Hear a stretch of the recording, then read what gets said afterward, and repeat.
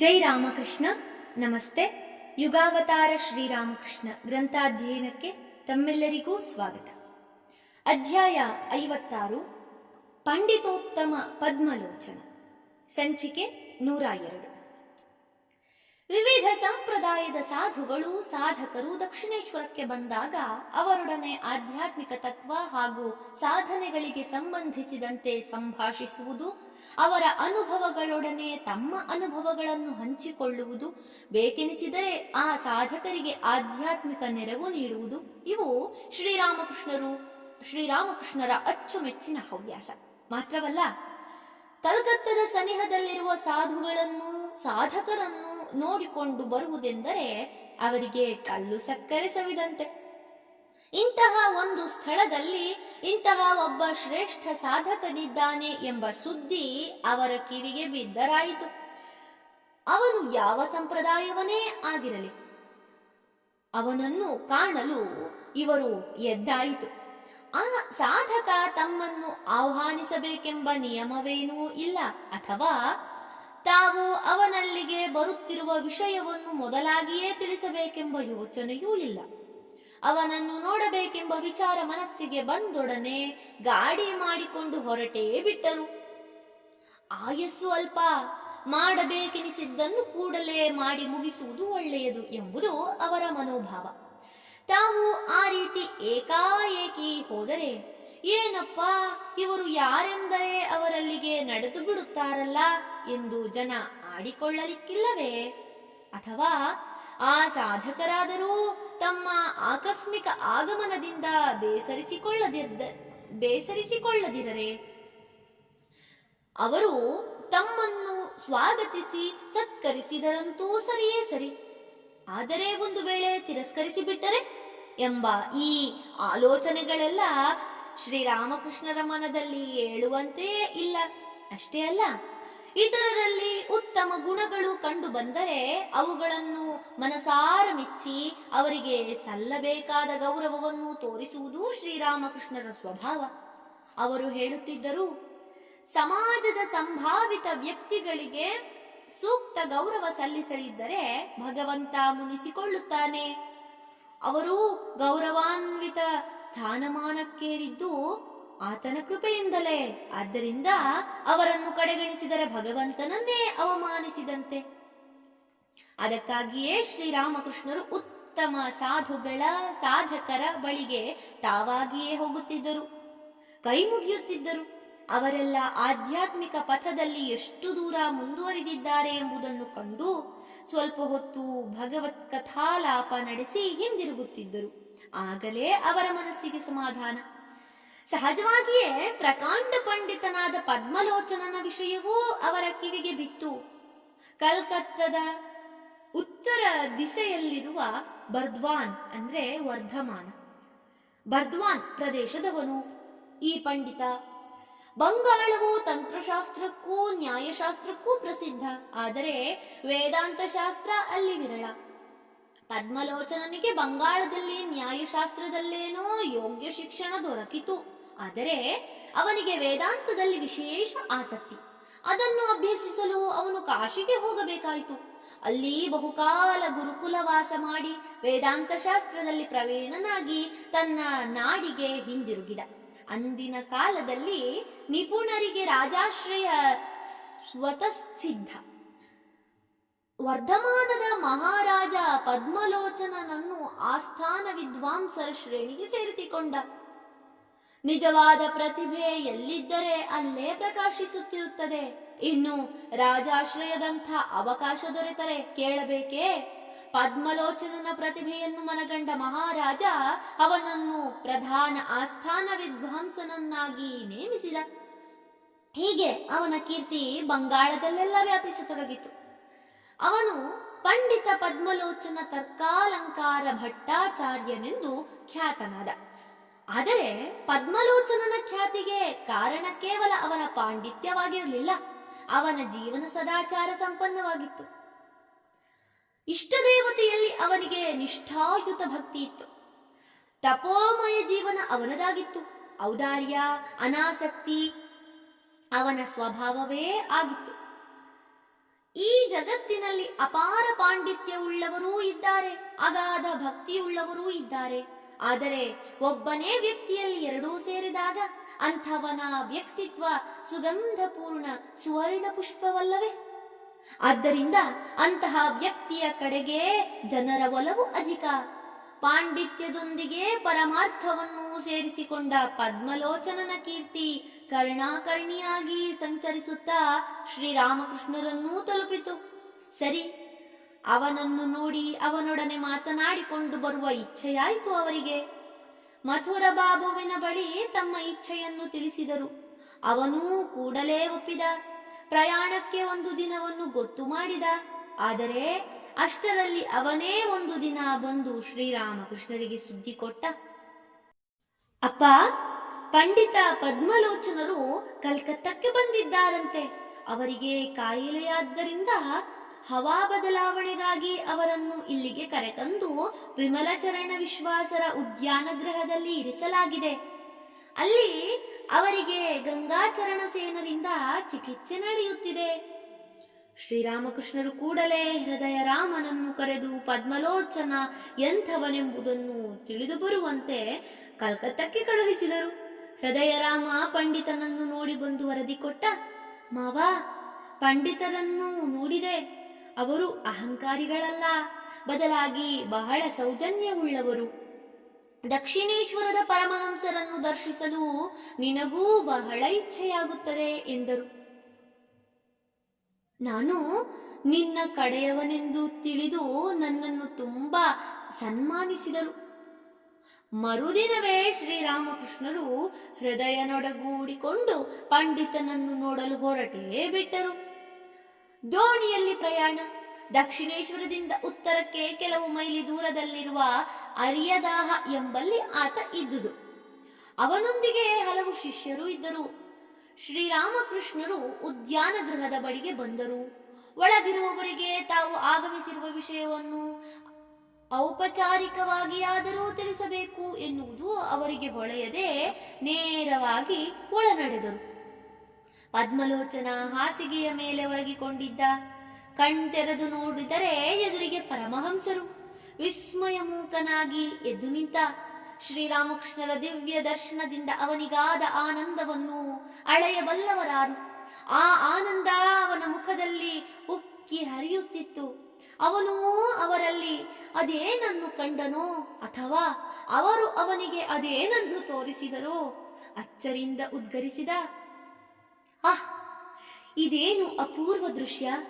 ಹೊರನೋಟಕ್ಕೆ ಮಾನವಾಕಾರ, ಒಳಗೆ ಸಾಕ್ಷಾತ್ ತ್ರಿಭುವನ ಸುಂದರಿ ಕಾಳಿ ಮಾತೆ. ಪದ್ಮಲೋಚನ ಭಕ್ತಿಯಿಂದ ಅಂಜಲಿಬದ್ಧನಾಗಿ ಶ್ರೀರಾಮಕೃಷ್ಣರನ್ನು ಸ್ವಾಗತಿಸಿ ಆಸೀನರಾಗುವಂತೆ ವಿನಂತಿಸಿಕೊಂಡ. ಶ್ರೀರಾಮಕೃಷ್ಣರು ಆಸೀನರಾದರು. ಪದ್ಮಲೋಚನನನ್ನೇ ದಿಟ್ಟಿಸಿದರು. ತಮ್ಮ ಅಪೂರ್ವ ಆಧ್ಯಾತ್ಮಿಕ ಶಕ್ತಿಯ ನೆರವಿನಿಂದ ಅವನ ಅಂತರಾಳವನ್ನು ಅಳೆದರು, ತಿಳಿದರು. ಆ ಅಪರಿಚಿತ ವ್ಯಕ್ತಿಯ ಆಧ್ಯಾತ್ಮಿಕ ಶಕ್ತಿಯ ಮಟ್ಟವನ್ನು ಅಳೆದು ನೋಡಿದರು. ಪದ್ಮಲೋಚನನನ್ನು ಒಮ್ಮೆ ನೋಡಿದ ಮಾತ್ರಕ್ಕೆ ಅವನಿಗೆ ಚಂಡಿಕಾದೇವಿಯ ಅನುಗ್ರಹದಿಂದ ಸಿದ್ಧಿಗಳು ಲಭಿಸಿವೆ ಎಂಬುದು ಅವರಿಗೆ ಸ್ಪಷ್ಟವಾಗಿ ಗೋಚರಿಸಿತು. ಪಂಡಿತನೆದುರು ಆಸೀನರಾಗುವ ವೇಳೆಗಾಗಲೇ ಶ್ರೀರಾಮಕೃಷ್ಣರು ಭಾವ ಸಮಾಧಿಯ ಸ್ಥಿತಿಯಲ್ಲಿದ್ದರು. ಈಗ ಆ ಸ್ಥಿತಿಯಲ್ಲೇ ಕೇಳಿದರು, ಪದ್ಮಲೋಚನನೆಂದರೆ ನೀನೆಯೋ? ಪಂಡಿತ ವಿನಯದಿಂದ, ಹೌದು, ನನ್ನನ್ನೇ ಪದ್ಮಲೋಚನನೆಂದು ಕರೆಯುತ್ತಾರೆ. ಈಗ ಶ್ರೀರಾಮಕೃಷ್ಣರು ಅದೇ ದಿವ್ಯ ಭಾವದಲ್ಲಿ ತಮ್ಮ ಮಧುಮಯ ಕಂಠದಿಂದ ಒಂದು ಹಾಡು ಹೇಳಿದರು.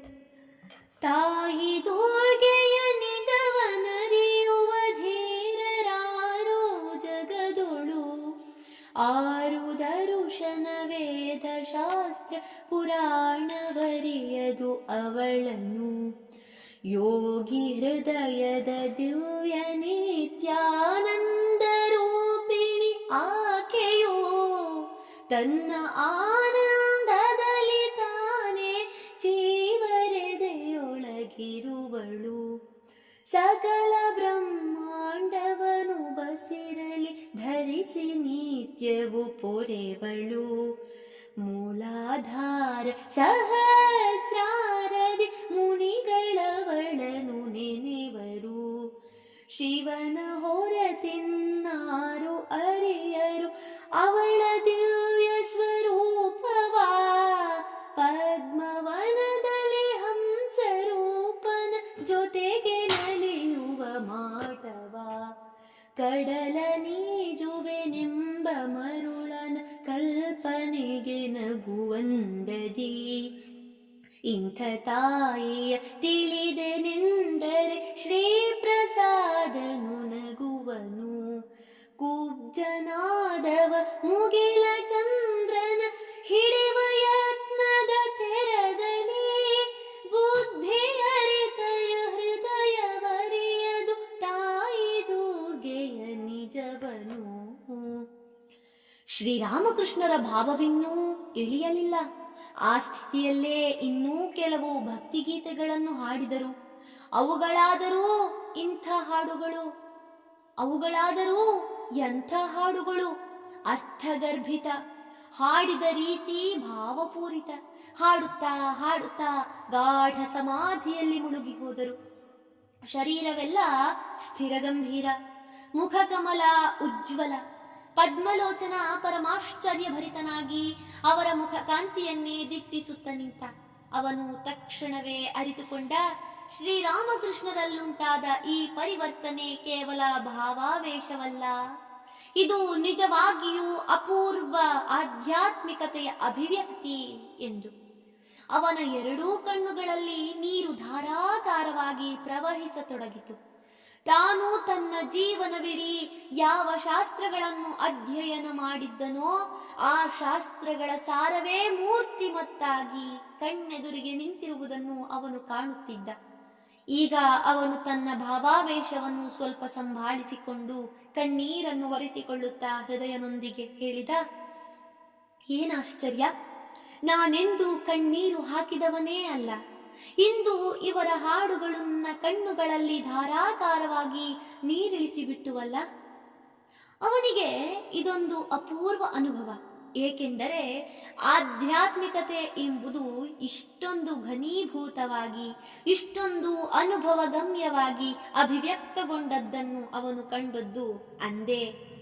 ಸ್ವಲ್ಪ ಹೊತ್ತಿನ ಬಳಿಕ ಭಾವಭಕ್ತಿಯಿಂದ ಗದ್ಗದಿತನಾಗಿ ನುಡಿದ, ಇಂಥ ಅನುಪಮ ದೃಶ್ಯದ ದರ್ಶನದಿಂದ ನನ್ನ ಬಾಳು ಸಾರ್ಥಕವಾಯಿತು.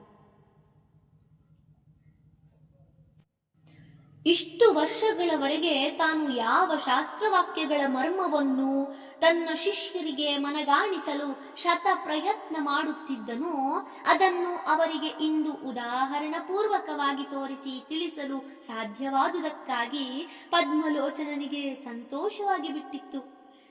ಸುತ್ತ ನಿಂತಿದ್ದ ಶಿಷ್ಯರನ್ನುದ್ದೇಶಿಸಿ ಅವನಿಂದ, ನೋಡಿದಿರಾ, ನಾನು ಮಣಗಟ್ಟಲೆ ಶಾಸ್ತ್ರ ಗ್ರಂಥಗಳಿಂದ ಏನನ್ನು ಸಂಪಾದಿಸಲೆತ್ನಿಸಿದೆನೋ ಅದಕ್ಕಿಂತಲೂ ಕೋಟಿ ಪಾಲು ಹೆಚ್ಚಿನದನ್ನು ಏನನ್ನೂ ಓದದೆಯೇ ಸಿದ್ಧಿಸಿಕೊಂಡಿದ್ದಾರೆ ಇವರು.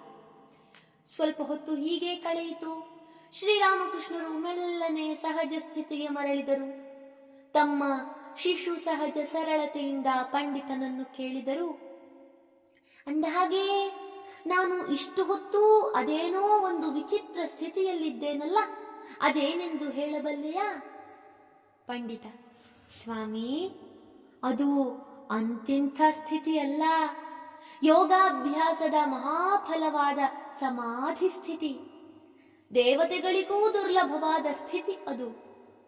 ಶ್ರೀರಾಮಕೃಷ್ಣರು ಮುಗುಳ್ನಗುತ್ತಾ ಕೇಳಿದರು, ಏನಪ್ಪಾ, ನೀನು ಬರ್ದ್ವಾನ್ ರಾಜ್ಯದ ಆಸ್ಥಾನ ಪಂಡಿತ, ಅಂಥದರಲ್ಲಿ ನೀನು ನನ್ನನ್ನು ಇಷ್ಟು ಭಕ್ತಿ ಗೌರವಗಳಿಂದ ಕಾಣುತ್ತೀಯಲ್ಲ, ನೀನು ನನ್ನಲ್ಲೇನು ಕಂಡೆ?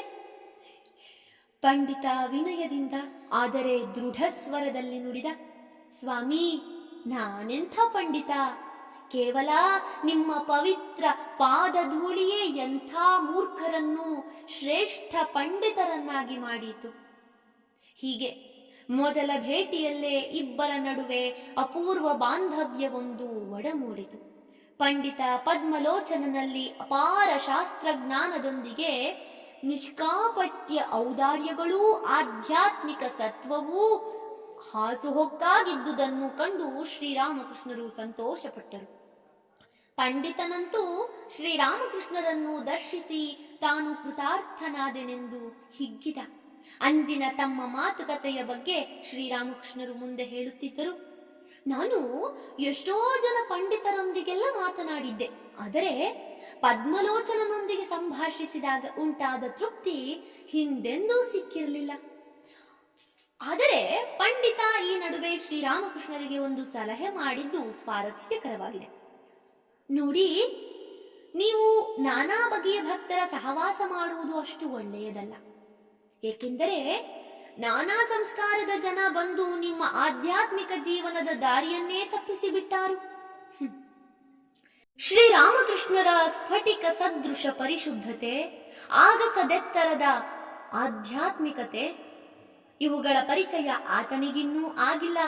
ಆದ್ದರಿಂದಲೇ ಆತ ಹೀಗೆ ಹೇಳುತ್ತಿದ್ದಾನೆ. ಆದರೆ ಶ್ರೀರಾಮಕೃಷ್ಣರು ಆತನ ಸಲಹೆಯಂತೆ ನಡೆದುಕೊಳ್ಳಲು ಸಾಧ್ಯವೇ? ಅವರಿಗೆ ಅದರ ಅಗತ್ಯವಾದರೂ ಇದೆಯೇ? ಅವರೊಂದು ಭಾವಸಾಗರ, ಸಕಲ ಆಧ್ಯಾತ್ಮಿಕತೆಯ ಆಗರ. ಇಂಥವರು ತಮಗೆ ಒಗ್ಗದ ಮನೋಭಾವದ ಸಾಧಕರ ಸಂಪರ್ಕಕ್ಕೆ ಬಂದು ದಾರಿ ತಪ್ಪುವುದು ಎಂದರೇನರ್ಥ? ಶ್ರೀರಾಮಕೃಷ್ಣರು ಇತರ ಸಾಧು ಭಕ್ತರನ್ನು ಹುಡುಕಿಕೊಂಡು ಹೋಗುತ್ತಿದ್ದುದು ನಿಜಕ್ಕೂ ಏಕೆಂದರೆ ಆ ಸಾಧು ಭಕ್ತರಿಗೆ ಬೇಕಾದ ನೆರವನ್ನು ಮಾರ್ಗದರ್ಶನವನ್ನು ನೀಡಲೆಂದು. ತಮ್ಮ ಅನುಭವ ಸಾಗರದಿಂದ ಇತರರಿಗೆ ಬೇಕೆನಿಸಿದ ಆಧ್ಯಾತ್ಮಿಕ ರತ್ನಗಳನ್ನು ಧಾರೆ ಎರೆಯಲು ಮತ್ತು ಅವರು ಜಗತ್ತಿಗೆ ಬಂದುದೇ ಜನತೆಯ ಉದ್ಧಾರಕ್ಕಾಗಿ. ತಮ್ಮ ಬಳಿಗೆ ತಂಡೋಪತಂಡವಾಗಿ ಬಂದ ಜನರನ್ನು ಅವರು ಆಧರಿಸಿ ತಿದ್ದಿ ಪರಿಷ್ಕರಿಸಿದ ವಿವರಗಳನ್ನು ಮುಂದೆ ನೋಡಲಿದ್ದೇವೆ. ಧನ್ಯವಾದಗಳು. ಇಂದಿಗೆ ಅಧ್ಯಾಯ 56 ಸಂಪೂರ್ಣವಾಯಿತು. ಮುಂದಿನ ಸಂಚಿಕೆಯಲ್ಲಿ ಹೊಸ ಅಧ್ಯಾಯವನ್ನ ಪ್ರಾರಂಭಿಸೋಣ. ಓಂ ಶಾಂತಿ ಶಾಂತಿ ಶಾಂತಿ. ಹರಿ ಓಂ ತತ್ಸತ್. ಶ್ರೀರಾಮಕೃಷ್ಣಾರ್ಪಣಮಸ್ತು. ಸರ್ವೇ ಜನ ಸುಖಿನೋ ಭವಂತು. ಜೈ ಶ್ರೀಮಾತಾ.